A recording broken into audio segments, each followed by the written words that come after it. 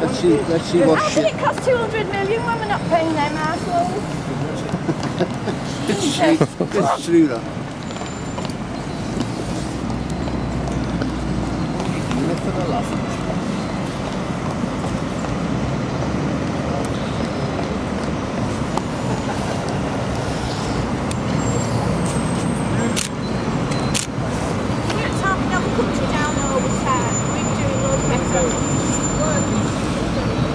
Get out the way.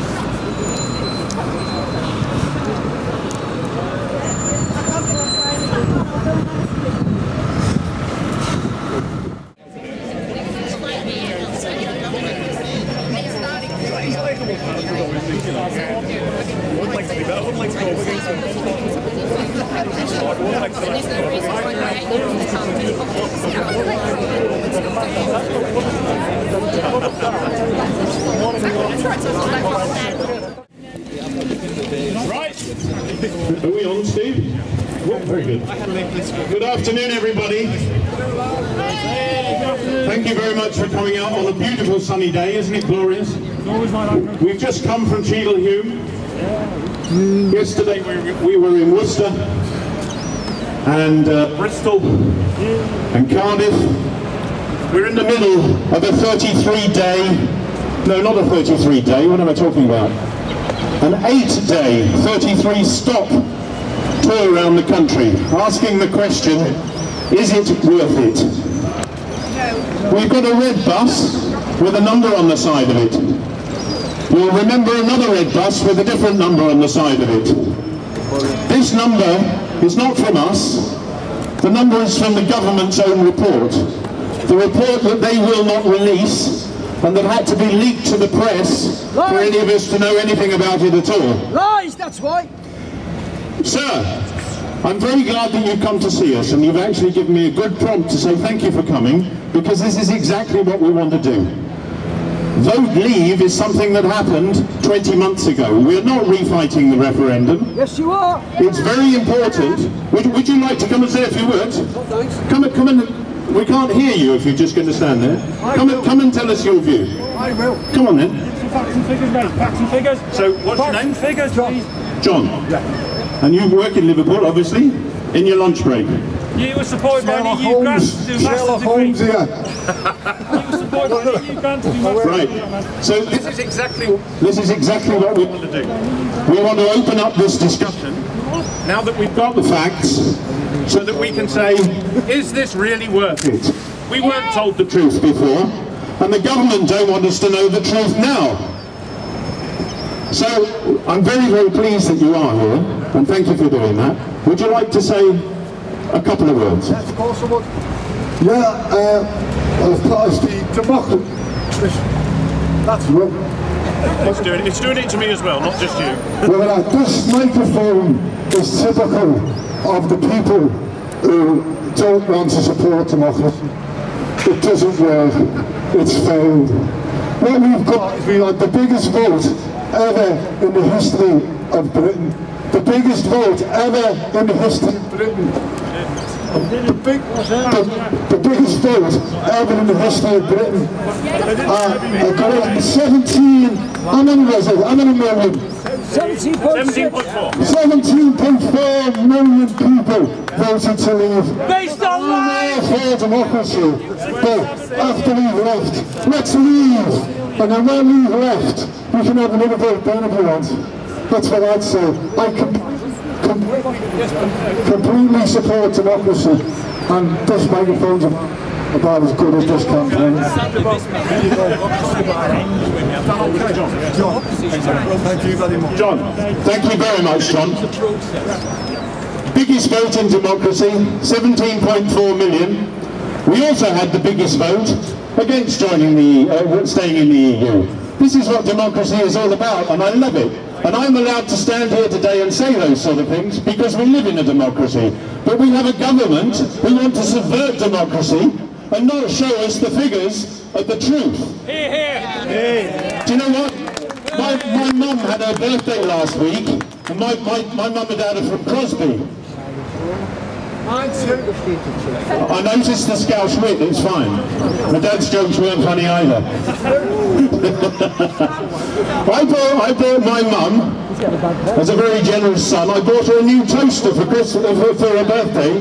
She was 88, I bought her a new toaster. After 28 days, if that toaster doesn't do what it says on the label, I can take it back to the shop and get my money back. Absolutely. Isn't that wonderful? Yes. Okay, so we'll sit down and have a cup of tea afterwards and a piece of toast. All right, John? Thank you very much for coming. Okay, so 8 days, 33 cities, asking the question, is it worth it?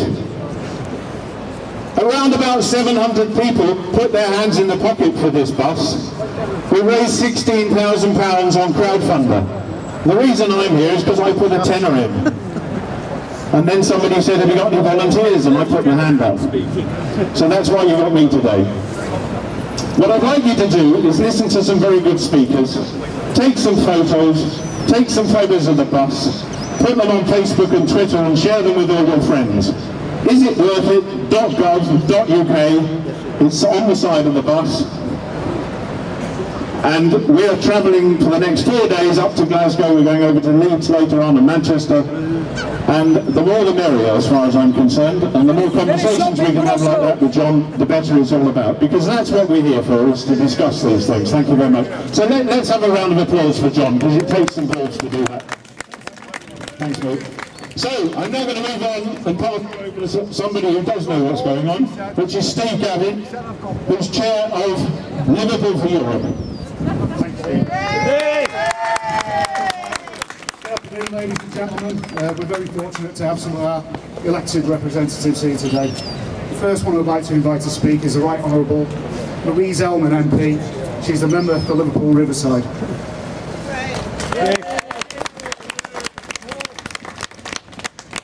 A very big welcome to the bus, the campaign bus here in Liverpool today. It's come to the right place, a city where, as you stand, 73% of the people in Liverpool Riverside voted to remain. And why did they vote to remain? They voted to remain because Liverpool is a city transformed by Europe, transformed by billions of pounds of investment in jobs, investment in training, investment in nearly everything you see around you here. So thank you to Europe. Now, well, the money is still coming. And if we were to leave the European Union without the right agreements, there would be an immediate stop on investment in training and investment in jobs going on at this very, very moment. Well, what is the reality of getting out of Europe? Well, the government certainly doesn't want us to know about it. The facts and figures are coming out. In the Northwest, businesses did a special survey and showed the dangers to major companies and mass employment if we go out of Europe. But what did the government do when they had those figures? They tried to hide them. They got very close to contempt of Parliament because they didn't want the MPs to see what was going on. They didn't want the public to know what was coming out.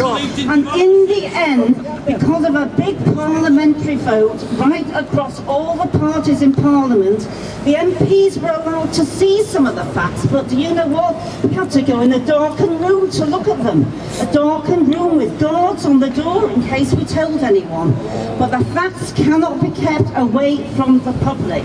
If we leave the European Union in the way that's being talked about now, we will lose jobs, we will lose major companies, we will lose research, we will lose access to medicines, and we will be very, very much the poorer.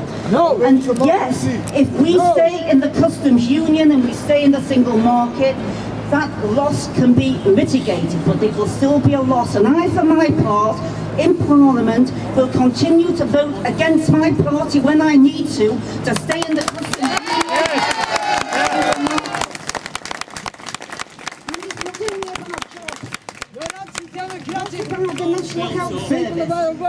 Let's listen to them, mate. Of vital staff, nurses and doctors from Europe who are keeping our National Health Service as the excellence that it is now. Let's listen to them. So as we hurtle towards decision day, I say to everybody, stop and pause, look at the facts that are coming out, look at the facts and figures that are being hidden. We don't want to lose what we've got, we don't want to lose the success that we've achieved.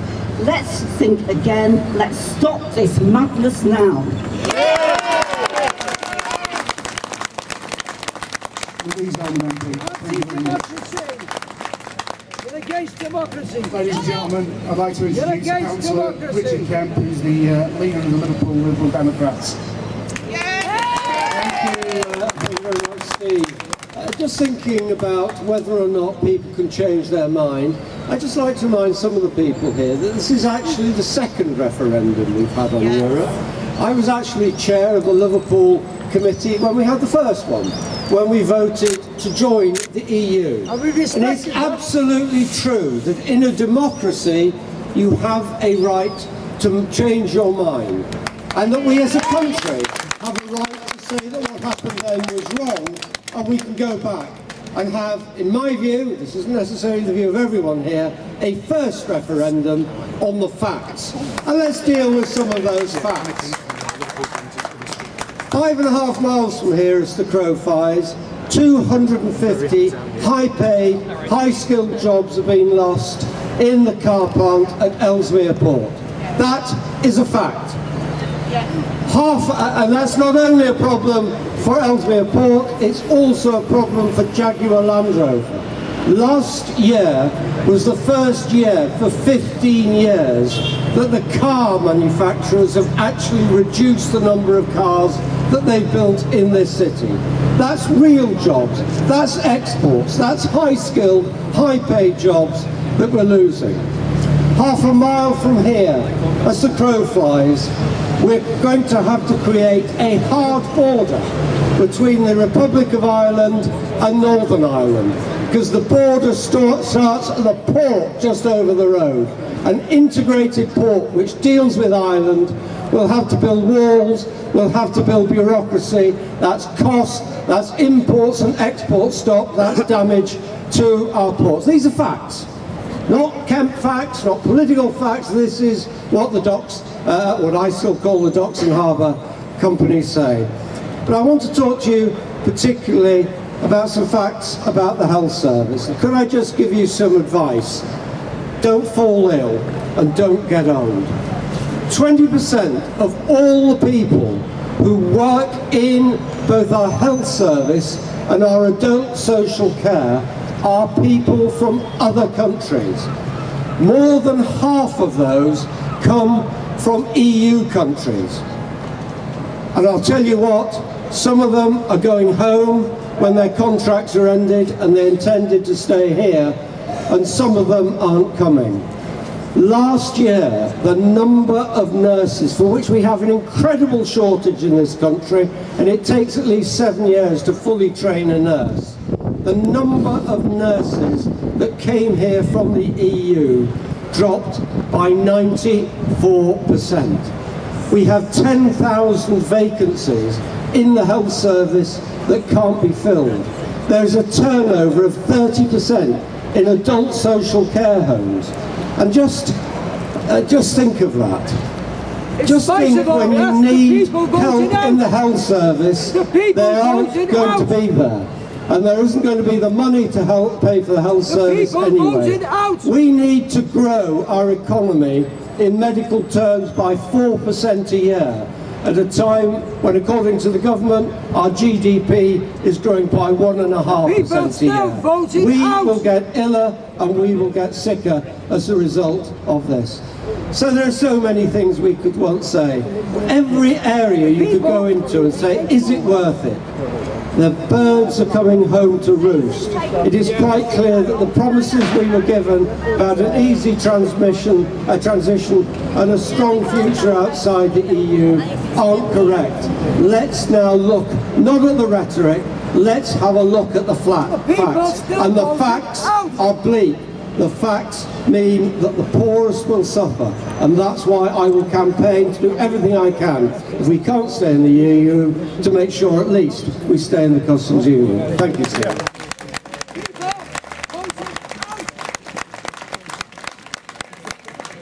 Councillor Kemp. Our next speaker is Councillor Nick Small. Councillor Small is the Assistant Mayor for Liverpool, and he's also the Cabinet Member for Schools and Education. Nick. Thank you. I'm really delighted to be here today. I'm delighted as a Labour politician to be here with colleagues on the council from the Liberal Democrats, from the Green Party, and people here of all political parties and none, because this isn't a party political issue. This is an issue about the future of our city and the future of our country. And I stand here today precisely because I'm a Democrat, and I'd say that to the colleague over there. I'm a Democrat. I represent this ward, Central Ward in Liverpool Riverside. And as Louise said before, over 70% of people in Liverpool Riverside voted to remain. Well, in my ward, with the constituents that I represent, the 15,000 people who I represent, who I was elected by, who I'm voted in to put first, 80% of those people voted to remain. So that's why I'm a Democrat, that's who I'm supporting, and that's who I'm standing by. But Louise is absolutely right that this city has been absolutely transformed by the EU. We've had £2 billion worth of investment from Objective 1 from European funding, which is continuing to transform this city. When this city became Objective 1 status in 1994, we were the third poorest region in the whole of Europe. We are now a prosperous region. We now have jobs, we now have investment. We've seen the city transformed on the basis on that. We are now trading, we are now creating that wealth ourselves. But we still have, in this current round of European funding, £190 million worth of funding. That dwarfs what we got as a city from the City deal or from the devolution deal. And that money will not come back to this city, in this city region, under a Tory government after a no-deal hard Brexit. There's no answers in place, and we don't know what's going to happen on that. And that's why I'm going to fight that we continue to do this. I don't think Brexit is a done deal by any means whatsoever. We don't have the answers. The government aren't providing the answers. People were duped into voting for Brexit because of £350 million a week for the NHS. Well, tell that to the people queuing up who can't get a hospital bed, who are sitting on the corridors, who can't get a hospital bed because of a winter NHS crisis. That's what we've got. We can't get the investment in the NHS, and we can't do that. And I'll end with one quote from a political hero of mine, John Maynard Keynes. John Maynard Keynes said, "When the facts change, I change my mind." And what we're seeing with Brexit, we've been duped into this. We're seeing with a no-deal Brexit, we're going to see a low tax, low regulation, workers' rights attack, consumer rights attack. People did not vote for this. And I think, and we talk about democracy, if people had a vote tomorrow, they'd vote to remain in the EU. And that's what I think.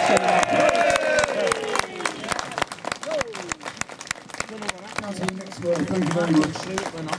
Our next speaker is Councillor Anna Key, who's the first Polish councillor on Liverpool City Council for the Green Party.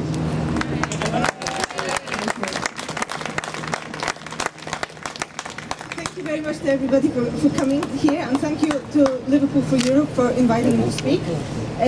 As mentioned, I'm a Polish citizen. I have lived in Liverpool for 14 years. This city is my home. This is where I chose to start my family.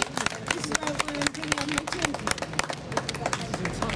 The freedom to travel, live, study, work and retire anywhere in the EU is one of the fundamental rights guaranteed by the European Union membership.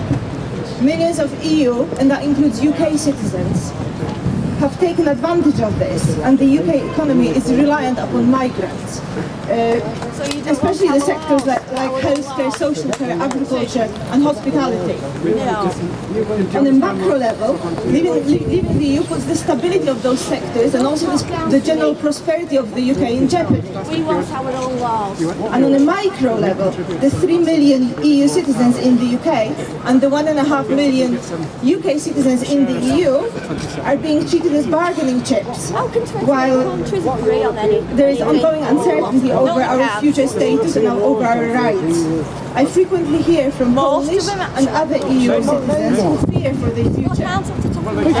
They feel that their livelihoods are being put on hold, which forces them to delay all life-changing or major decisions. The lack of commitment from the current government to guarantee their status and rights is putting their lives in limbo. Because of the EU, I have been able to travel without restrictions around Europe. I studied in Germany. I live, work and stand for local elections in the UK. My husband, who is a UK citizen, was able to study and work in Poland and in Germany. All these choices are currently open to all of us as EU citizens. I want my children to enjoy those choices, and surely you want your children to enjoy them too.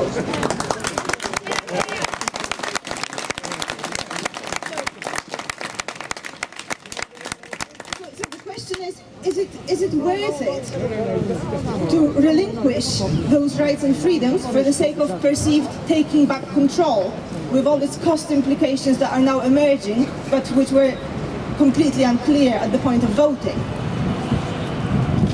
Allow me to refer to my country of birth once again.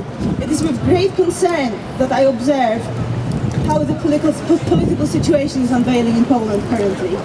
Poland and also Hungary are two EU countries that are dangerously veering towards authoritarian regimes. Yeah. With the independence of the judiciary and media being severely restricted by the respective governments.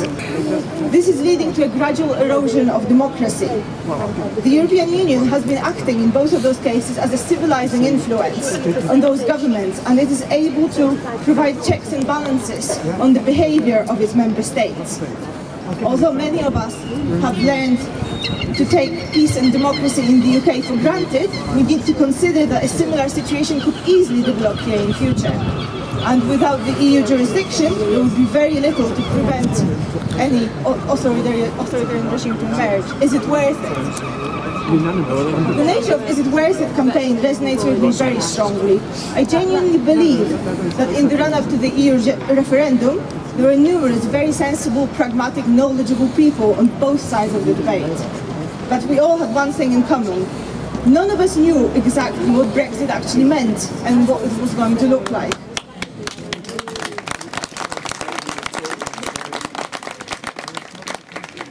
We are all free to change our minds as new facts continuously emerge. And if we believe, like I do, that Brexit is going extremely badly, I would like to see that once the full details and the implications of the final deal are known, the electorate are given the opportunity to confirm whether or not this is the way they intended to leave the EU,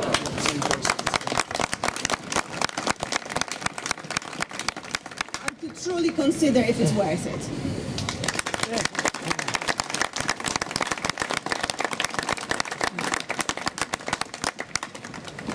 Coming to our last speaker now, just got to say, Liverpool's a city based on trade, and it's based on business, and the people who live here live and work here. So we're going to throw people out effectively who live and work here, our fellow Scousers. I think that is a disgrace and a shame. Next speaker, a friend of ours, Dr. Atter, who is CEO of Pimovo. Thank you. Thank you. Thank you, Steve. Good day, everyone. Great to see everybody here.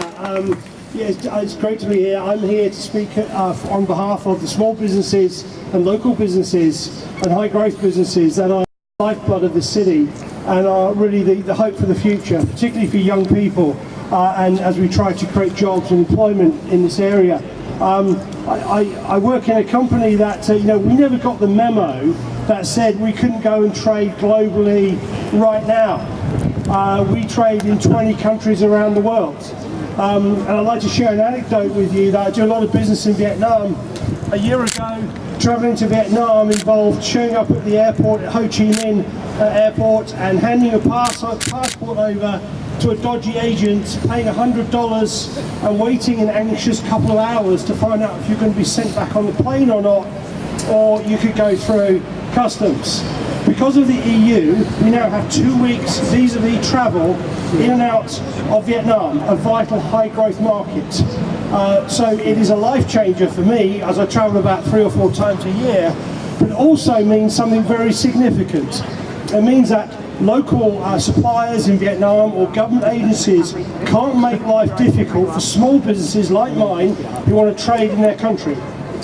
So the EU is the primary agency in the world today that is reducing barriers to trade. It is vital, and we know that in this city, how important it is as a world trading city. That's what we're about, that's how we thrive. And the EU is on our side in that regard. So it is reducing barriers to trade, it's making it easier for everyone to set up and run businesses. Young people, women, minority groups, all sorts of different people who are typically excluded from the typical elite Anglo-Saxon capitalism that Rees-Mogg and Boris Johnson and all of those kind of characters love, and because it means they don't control that. It means that the EU is on the side of the small business person and the local businesses so that we can challenge the big guys. As I say, Rees-Mogg is not very keen on that particular idea. The EU provides a high quality single market. It also provides, and if you're listening, the customs union that makes sense. It is the trading platform that creates wealth for our country and our city. So what I want to say is this: if I were to put a slogan on the side of a bus, it would be a 1 in 10 return. So for every pound we put into the European Union, we get 10 back. We get foreign investment coming into this country and into this city. We get boosted trade, we get skills, and we get people paying tax and national insurance who come to this country, work hard and pay tax. And that funds our National Health Service, it funds our development, it funds apprenticeships and so on. Did you know that 50% of apprenticeships in this city are funded by the European Union? Hands up if you'd rather rely on Theresa May. Thought so. So here we go. So the business people hate walls. We hate building walls. We hate lose-lose deals that are bad for everyone. We hate losing out on talent and skills from wherever it comes. What we want is to work in one community to get things done, to solve problems, make things happen, and just make life better for ourselves. Brexit is about breaking hearts and ruining dreams. And you know, we must stop it. We must stop it here, and we can stop it dead here in Liverpool as part of a national movement. We have 500,000 campaigners right now on the streets of the UK as part of various Remain groups. It's a big start, and it's going to make a huge difference, but it's not enough. So we need your help in all sorts of ways. So if you can help, please sign up and let's stop Brexit and make life better for everyone. Thank you very much. Thanks, Andrew. Thanks everybody for coming out today. I'm just going to hand over back to Tim Evans to close here today. Anti-democratic. Thanks very much, Steve. Anti-democratic. I think we've heard from some very interesting speakers. And the proof of the pudding is the fact that you were all here. I just want to finish with one little story, because last night we were in Worcester, and one of the speakers, who was a teacher at the local school, got up and he got his tax return out, and on the back of your tax paper there's a little pie chart that shows how much money you've spent on the police and on the NHS and all those sort of things. And he said, do you know how much of my salary went to the EU last year? Well, I got on the bus this morning, I got my tax paper out and I had a look, and I don't mind telling you, £38 of my money went to the EU last year. I've just done a sum because I can't do that sort of thing in my head. That's 12p a day. 12p. What can you get for 12p? Well, I tell you what you can get. My mum, who lived in Crosby, was bombed by Germans 75 years ago. And she'll still tell you that my uncle used to live in a drawer in an Anderson shelter at the end of the garden. Her first daughter-in-law was my wife from Germany. That's what this is all about. And I'll tell you what, 12p a day for life insurance. You won't get that from Liverpool and Victoria.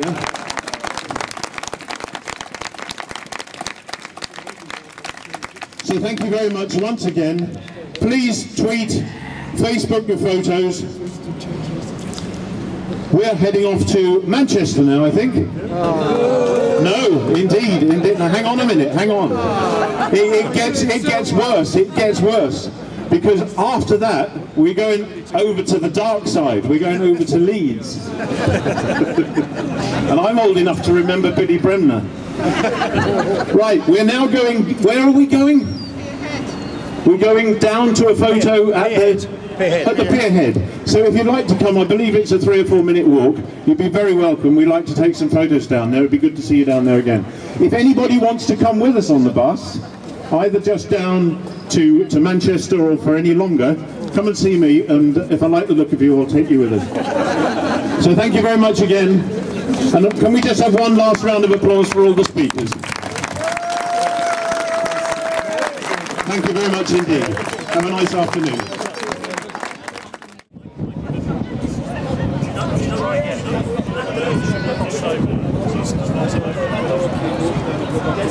Oh, you are? Yeah, okay. You're excited?